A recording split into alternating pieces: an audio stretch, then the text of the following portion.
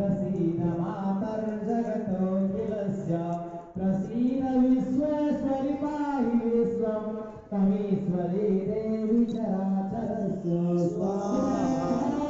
आधारभूता जगतस्त्वमेका महीश्वरूपेण यथा स्थितासि अपां स्वरूपस्थितया त्वयेतदाप्यायते कृष्णबलं गिरिये स्वाहा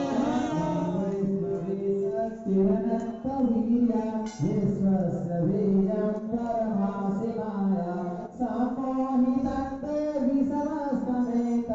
त्वं वै प्रकर्ता भुविनोऽस्तेतु स्वाहा